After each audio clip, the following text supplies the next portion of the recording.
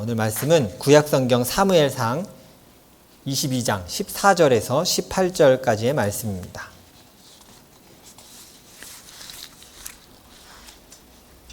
사무엘상 22장 14절에서 18절까지의 말씀인데요. 하나님의 말씀을 경외하는 마음으로 다 함께 일어나셔서 함께 봉독하도록 하겠습니다.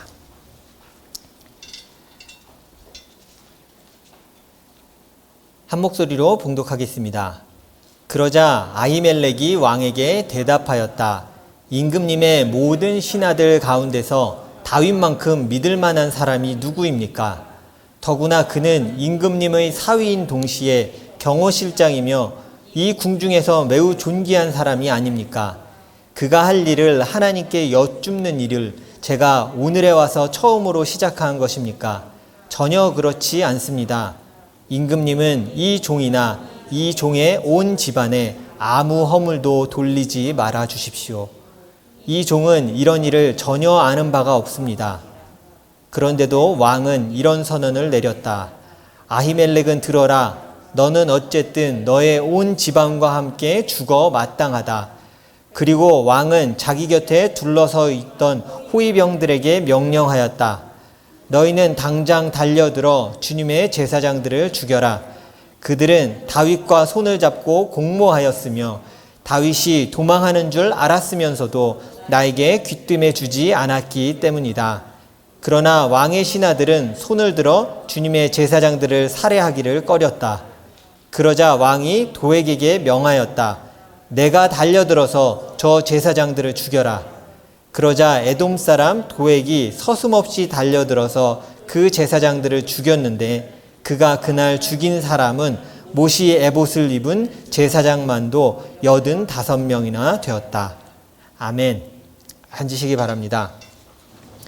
오늘은 내가 왕이기에 라는 제목으로 함께 말씀 나누도록 하겠습니다. 교회에서 큐티 모임 2주차를 진행하고 있습니다. 한 주간 말씀 묵상했던 것들, 그것들을 함께 나누고 은혜를 나누는 시간들을 갖고 있습니다.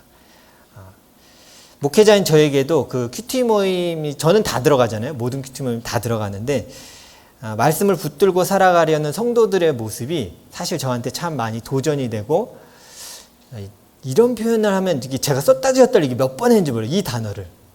왜냐하면 이렇게 얘기하기엔 조금 죄송해서 얼마나 대견한지 모릅니다. 이렇게 쓰다가 이게 좀 그런데 지었다가 근데 이 단어 외에 다른 표현을 쓸 게 별로 없는 거예요. 그래서 참 그냥 마음을 알아주세요. 그 단어를 제가 쓴 거 아닙니다. 여기 안 썼어요. 안 썼지만 제 마음을 좀 알아주셨으면 좋겠어요. 그래서 후반기 큐티 모임 할 때는 이 은혜들을 더 많은 분들이 함께 나눌 수 있으면 참 좋겠다라는 생각을 했습니다. 큐티 모임 하면서 이런 고백을 많이 들었어요. 왜 지원하셨어요? 라고 얘기하니까 혼자 하니까 쉽지 않아서요. 그래서 같이 하는데 이렇게 껴있으면 어떻게라도 같이 가지 않을까 싶어서 지원을 했습니다. 라고 고백을 하세요. 맞습니다. 때로 영적 회복을 위해서는요, 공동체에 여러분 자신을 던지고 이렇게 뭔가 이렇게 걸어놓는 게 필요합니다. 난 스스로 잘할 수 있다고 생각하는 것 자체가 어쩌면 우리의 교만일 수 있습니다. 은혜를 공급받을 수 있는 연결선을 걸어 놓으십시오. 그게 공동체의 존재 이유입니다. 우리가 함께 말씀의 은혜를 누리기 위해서 큐티도 하고 또 이 주일 설교도 거기서 보통 제가 준비를 하기도 합니다. 그러다 보니까 많은 분들이 같은 마음을 갖고 이 본문을 바라보실 때가 참 많이 있습니다. 여러분 이제 한 주간 보시면서 어떤 생각 하셨어요? 다윗의 억울함과 사울이 미치광이가 되어가는, 정말 이 표현이 맞을 것 같아요. 미치광이가 되어가는 그 장면들을 볼 수 있는 한 주였습니다. 다윗이 하나님 앞에서 물론 조금씩 훈련되어져 가고 세워져 가는 모습들을 볼 수 있지만 그거에 떨리기도 하고 때로는 안쓰럽기도 해요. 우린 다 아니까 그냥 보는데도 불구하고 그런 생각 해보셨어요? 다 알고 보는데도 이거 어떡하나 이런 마음이 드는데 아무것도 알 수 없었던 다윗의 심정은 그 상황이 어땠을까? 그는 미래를 모르잖아요. 그냥 자기 삶인데 쫓기고 도망가는 그 다윗의 마음은 어땠을까 하는 생각을 하게 돼요. 오늘은 하나님께서 하나님 앞에서 하나님을 또 따라가던 그 다윗을 사울이 뒤쫓았고 또 사울이 벌였던 잔인한 사건에 대해서 함께 좀 보고자 합니다. 제가 지도 하나를 준비했는데요. 같이 좀 보면서 오늘 본문을 설명하면 이해가 좀 쉬울 것 같습니다. 다윗이 계속 도망 다녔습니다. 사울을 피해서 도망 다니고 있는데 오늘 말씀이 읽었던 장소는 가운데 녹색이 좀 있는 지금 여기 부근입니다. 네, 여기 이 기브아 요 부근에서 지금 일어나고 있는 일이에요. 사울이 지금 오늘 여기서 제사장 아히멜렉에게 뭐라고 막 소리친 겁니다. 자, 여기까지 어떻게 상황이 이끌어져 갔는지를 조금 오늘 큐티 본문을 다 설명해 주면 이런 상황입니다. 이 아둘람 지역의 여기 동굴에 다윗이 숨어 있었습니다. 그리고 피할 곳이 없으니까 여기로 숨은 거예요. 근데 숨었더니 이 소문이 다윗이 어딘가 있다라는 얘기를 듣고 유다 온 지역에 있던 억울한 일을 당한 사람, 빚을 많이 져서 내가 이제 더 할 수 없어 그래서 도망간 사람, 혹은 어떤 사람은 되게 원통한 일을 당했는데 자기 일을 풀어줄 데가 없어. 이걸 어디 설명할 데가 없어요. 그냥 쫓기는 사람들이 다 여기에 모이기 시작했어요. 그리고 여기에 또 누구까지 왔냐면 다윗의 부모와 형제까지 왔습니다. 성경을 보면 이 인원이 400명 정도 모였대요. 굴에 400명이 들어갔을까 생각은 했는데 정확히 나와 있지 않아요. 분명한 건 많은 숫자가 거기에 모여 있었다는 거예요. 다윗은 생각했겠죠. 400명 정도가 모이면 이동하면 티가 날까요, 안 날까요? 당연히 나죠. 조금만 움직여도 이제는 그냥 발각되는 건 너무 쉬운 거예요. 그래서 다윗은 자신의 부모와 형제들을 이끌고 도망을 계속 다니는 건 불가능할 거라 생각했습니다. 그래서 어디로 이동했냐면 그냥 성경에는 간단히 모압 땅 미스바로 갔다 이렇게 얘기하는데 지금 어디로 간 거냐면 기브아에서 이렇게 해서 이 모압 땅까지 내려간 거예요. 내려가서 이방 민족인 모압 땅에 가서 우리 부모님을 그 왕에게 부탁한 거예요. 좀 저희 부모님이 여기 머물 수 있도록 부탁을 드리겠습니다. 그리고 부모님을 맡기고 사람들을 이끌고 다시 오늘 어디라고 얘기하냐면 이 헤레스비라고 돼 있는 여기로 다시 돌아오게 됩니다. 조용히 들어왔어요. 조용히 들어왔는데 아까 얘기했죠. 조용히 들어올 수 있어요, 없어요? 아니요, 조용히 들어올 수가 없어요. 이미 많은 인원이 모였기 때문에 조용히 들어올 수가 없었습니다. 다윗이 유다 지역의 사람들을 이끌고 돌아왔던 소식을 듣고 사울은 미쳤습니다. 정말 이 표현이 맞아요. 미쳐가기 시작해요. 이제 아무한테 이 이야기를 듣자마자 무슨 생각을 하냐면 여기 이렇게 많은 신하가 있는데 아무도 나한테 이야기해 주지 않았구나. 너희도 음모를 꾸미고 있구나. 너희 그런 사람이지. 그러고 그냥 뒀으면 아마 죽였을 것 같아, 신하들도. 그러자 신하 한 명이 거기서 얘기합니다. 한 명의 신하가 나와서 사실 제가 다윗을 봤습니다. 다윗을 성막에서 봤고 제사장 아히멜렉이 그에게 빵과 골리앗의 칼을 전해주는 걸 제가 봤습니다. 이렇게 얘기를 하는 거죠. 이게 얼마 전에 우리가 묵상했던 사건인 거 여러분 알고 계시죠? 보통 우리 성경에서 말하는 진설병을 받아서 먹었던 사건을 지금 얘기하는 겁니다. 성경에서는 제사장 아히멜렉이 하나님께 올렸다 물렸던 그 식은빵을 배고픈 다윗에게 준 장면이 나옵니다. 지난주 토요일 큐티 본문이고 21장일 거예요. 그래서 큐티 본문을 이렇게 잠깐 보셔도 확인하실 수 있습니다. 영화 같긴 해요. 21장에서 뭐라고 표현했냐면 그 장면을 쭉 묘사하면서 괄호 쳐놓고 근데 그 가운데 사울의 신하가 한 명이 있었는데 에돔 사람이었고 이름은 도액이다 라고 살짝 언급하면서 싹 지나갔습니다. 그래서 우리가 못 보고 그냥 지나갔을 수도 있어요. 그 도액이 지금 사울에게 고자질하는 거예요. 제가 그날 봤습니다. 다윗에게 칼과 그리고 먹을 것을 준 것도 봤고요. 하나님의 뜻을 물어서 알려준 것도 제가 봤어요 라고 그냥 막 말합니다. 이 도액이 흥분하고 분노하던 사울에게 인정받기 위해서 자신이 다윗과 제사장을 봤다고 얘기한 거죠. 그러자 이제 오늘 본문에 나온 내용이 여기부터 시작인 겁니다. 우리가 읽은 본문은 사울이 여기 높지역이 있죠. 여기에 제사장들이 살고 있었습니다. 여기에 있는 제사장 아히멜렉을 기브아로 불러온 거예요. 당장 불러라. 그리고 그를 불러서 이야기를 듣기 시작한 게 오늘 우리가 읽은 아히멜렉이 왕에게 말하였다. 이러면서 이제 시작이 되는 거예요. 오늘 말씀 14절 15절 한 번만 다시 보여주실 수 있나요? 14절 15절을 보시면 자, 이 얘기하잖아요. 아히멜렉이 왕에게 대답하였다. 이제 끌려와서 말하기 시작하는 거예요. 너 봤지? 라고 얘기하니까 얘기하기 시작하는 거예요. 잘 보십시오. 임금님의 모든 신하들 가운데 다윗만큼 믿을 만한 사람이 누구입니까? 당신의 사위이고 경호실장이며 궁중에서 매우 중요하고 존귀한 사람이 아닙니까? 당신에게 중요한 사람 아닙니까? 지금 얘기하는 거예요. 자, 이 말이 맞아요? 틀려요? 솔직히 말하면 맞아요. 이 말을 하나하나 올바른 말을 다 내뱉고 있는 거예요. 근데 이 상황을 한번 생각해 보세요. 저는 나는 이렇게 얘기할 수 있을까? 지금 죽을 거 알면서 무슨 얘기하는 거냐면 죽어도 내가 할 얘기는 하겠습니다. 당신에게 가장 중요한 다윗 아닙니까? 근데 당신은 왜 죽이려고 하고 있습니까?를 지금 왕 앞에서 대면하면서 얘기하는 거예요. 이 이야기를 듣고 사울은 사실은 멈췄어야 됩니다. 하나님의 말씀이었어요. 여기서 멈춰야겠다 했어야 되지만 이런 말을 듣고도 자신을 죽이려고 다윗과 음모를 꾸몄다라고 사실은 누명을 씌우는 거죠. 그렇게 믿었을 거야. 사람이 획가닥하기 시작하면 자기 생각대로 믿습니다. 자기가 진리고 내가 하는 행동이 정의롭다고 생각하고 물불 가리지 않고 그냥 하게 돼요.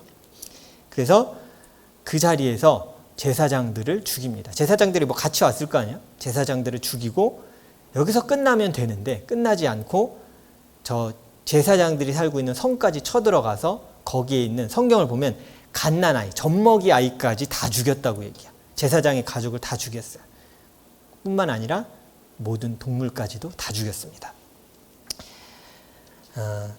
사실 여기서 살아남은 사람은요, 아히멜렉의 아들 아비아달만 빠져나왔다라고 성경이 기록을 합니다. 그래서 어떤 신학자는 여기에 대해서 이렇게 평가하기도 해요. 여러분, 엘리 제사장의 아들들이 잘못해서 엘리에게 저주가 내린 거 우리가 기억하시죠? 너의 후손이 끊어질 것이다. 그 하나님의 말씀과 예언이 여기서 이루어졌다. 그리고 한 명을 새롭게 세워서 다시 이어나가게 할 거라는 게 오늘 이 도망친 아들인 아비아달이다라고 이야기하기도 합니다. 그것을 뛰어넘어서요, 오늘 사울의 모습에 한번 집중해서 보십시오. 사울이 죽이면서, 제사장을 죽이면서 두려워하는 것 같습니까? 어디에도 사울의 주저함을 찾을 수가 없어요. 죽이라고 했는데 안 죽이니까 그래 나도 생각보다 찝찝했어가 아니라 다른 방법을 계속 찾아가기 시작합니다. 그래서 이방인 에돔 사람을 이용해서 죽이는 방법을 택합니다. 그게 바로 도액입니다. 아까 고자질했던 그 사람. 그러니까 이 사람은 어떻게 잘 죽였지? 라고 생각하실 수 있는데 이방인이었기 때문에 가능했던 거예요. 제사장에 대한 존경, 하나님을 경외하는 마음 없습니다. 그냥 왕이 얘기했어. 내가 높아질 수 있는 그 명령이라면 그냥 행하고 마는 겁니다. 오늘 말씀을 이렇게 잘 보세요. 사울이 제사장과 젖먹이 아이와 동물까지도 다 진멸시켜요. 얼마 전에 우리가 묵상했었죠. 하나님께서 사울에게 명령했던 게 하나 있었어요. 아멜렉을 치라고 하면서 그 성에 있는 아이와 동물까지도 남기지 말고 쓸어버려라 라고 얘기했을 땐 사울이 어떻게 했어요? 성경은 정확히 기록하고 있어요.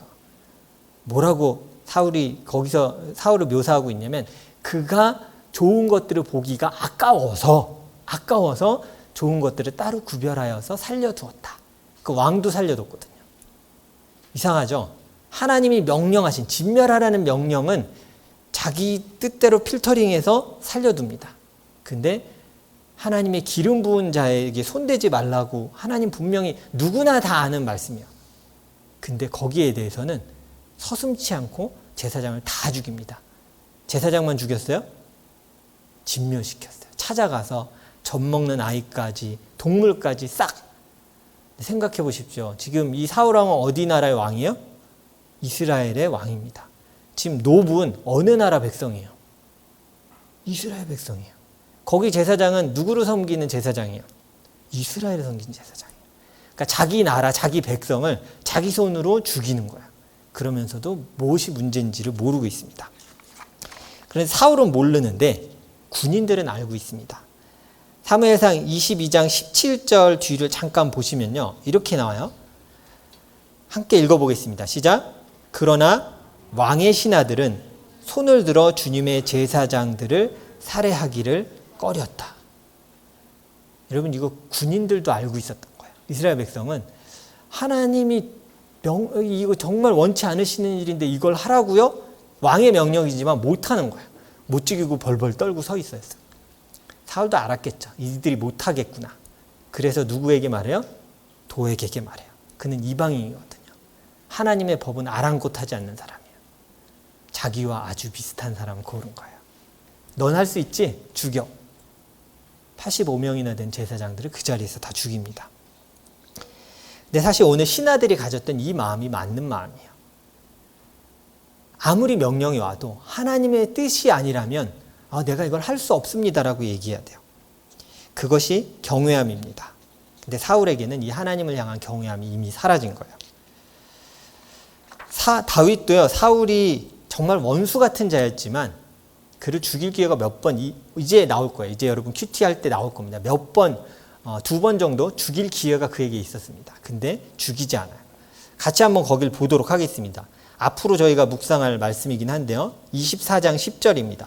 사무엘상 24장 10절인데 다윗이 원수인 사울을 죽일 수 있는 상황에서 다윗은 뭐라고 했는지 한번 잘 보십시오. 함께 읽습니다. 보십시오. 주님께서 오늘 저 굴 속에서 임금님을 나의 손에 넘겨주셨다는 사실을 이제 여기에서 직접 확인하실 수 있습니다. 임금님을 살려보내지 말라고 말하는 사람도 있었지만 나는 임금님을 아꼈습니다. 절대로 손을 들어 우리의 임금님을 치지 않겠다고 다짐하였습니다. 임금님은 바로 주님께서 기름을 부어 세우신 분이기 때문입니다. 이게 무슨 사건이냐면 굴 안에 숨어 있잖아요, 다윗이. 근데 사울이, 성경은 참 완고하게 표현합니다. 사울이 뒤를 보기 위해 동굴에 들어갔다. 이게 무슨 소리인지 아세요? 똥 싸러 들어간 거예요. 그걸 그냥 이렇게 약간 우리 뒷강 간다는 것처럼 뒤를 보기 위해 들어갔다고 얘기하는 거예요. 왕이니까 체면이 있으니까 이제 동굴에 들어가서 싸는데, 여러분 그거 경험하셨죠? 밝은 데 있다 동굴에 들어가면 보여요, 안 보여요? 근데 그 안에 이미 다윗과 병사들이 앉아 있었어요. 근데 안 보이니까 거기서 이제 엉덩이 까고 큰 일을 봤겠죠. 옷을 벗어났겠죠, 겉옷이랑. 그 자리가 다윗의 앞이었던 거예요. 다윗이 그 겉옷에서 일부를 칼로 잘라냅니다. 죽일 수 있잖아요. 보지도 못하는데 여기서 최고의 무방비 상태가 언제예요, 사람이? 지금 진행되고 있을 때. 뛸 수도 없고 일어날 수도 없고 어떻게 할 수 없는 그 상황이에요. 얼마나 죽이기 쉬워요. 근데 죽이지 않았어요. 그리고 먼저 사울이 동굴에서 이제 나갔습니다. 그러자 어느 정도 떨어졌을 때 다윗이 동굴 앞에 나가서 저 가고 있는 사울에게 소리친 게 이거예요. 임금님, 먼저 절하고, 임금님, 저는 임금님을 죽일 기회가 있지만 죽이지 않습니다. 임금님은 주님이 기름 부어 세우신 사람이기 때문입니다. 사울의 이 사건을 보고도 이렇게 얘기할 수 있는 거예요, 여러분. 다윗이 이미 지금 이걸 보고 이렇게 고백할 수 있는 거예요. 당신은 죽였지만 나는 하나님이 기름 부으신 사람을 절대 해치지 않습니다. 왜 나에게 이러십니까? 26장에도 또 나와요. 사울의 진에 몰래 들어가서 죽일 기회가 있었어요. 자고 있었거든요. 그래서 창과 물병을 옆에 있는 걸 사울 거 갖고 나옵니다. 옆에 병사가 얘기해요. 명령만 하십시오. 지금 자고 있는데 여러 번도 아니고 한 방으로 땅에 뚫어서 죽일 수 있습니다. 땅에 꽂아서 죽일 수 있습니다. 말만 하십시오. 다윗이 하지 말라 그랬어요. 우린 가자. 그는 하나님이 기름 부어 세운 사람이다. 이거 무슨 얘기냐면 그거 내 권한이 아니야. 우리의 왕이 하나님이시다. 그가 세우셨다면 그의 왕권을 우린 인정해야 돼. 화도 나고 분노도 쌓이지만 너의 역할이 아니야. 나의 역할도 아니야. 그거 아버지께 맡기자. 그리고 그 자리를 떠나요. 이 땅에서도 이런 비슷한 개념의 제도가 있습니다. 여러분 혹시 그 해외 대사관에서 앰버서더로 일하는 사람들이 갖고 있는 치외법권이 뭔지 아세요? 그 땅에 살고 있는데 처벌을 할 수가 없어요. 왜요? 그 보낸 나라의 권위를 인정해 주는 거예요. 그 권세를 인정해 주는 거예요. 대표로 왔으니까 그냥 사람이긴 한데 너를 세운 건 저 나라기 때문에 함부로 널 벌하지 않을게 라고 얘기하는 게 치외법권이에요. 그러니까 그 나라의 권세를 인정해 주는 거죠. 하물며 이 세상에서도 나라가 사람을 보내도 인정합니다. 함부로 할 수 없어. 그 치유법권 인정해줘야 돼. 근데 하나님이 기름 부어 세웠는데 사울은 뭐라고 얘기하냐면 죽여. 다 죽이고 가족까지 쫓아가서 죽이고 그 성을 완전히 멸절시켜라. 이렇게 얘기하고 그걸 행하는 거예요. 자신이 왕이 되어서 사울이 왕은 맞습니다. 근데 잊고 있었어요. 자신을 세운 진정한 이스라엘의 왕이 누군지를 이미 다 잊어버렸어요. 내가 왕이 되어서 결정하는 거예요. 내 왕권이 아무것도 없는 거예요. 내가 왕이고 내가 결정하면 그게 법이고 아무도 날 거스를 수 없다라고 말하기 시작하는 거예요. 여러분 혹시 마음에 이런 마음 들 때 있지 않으세요?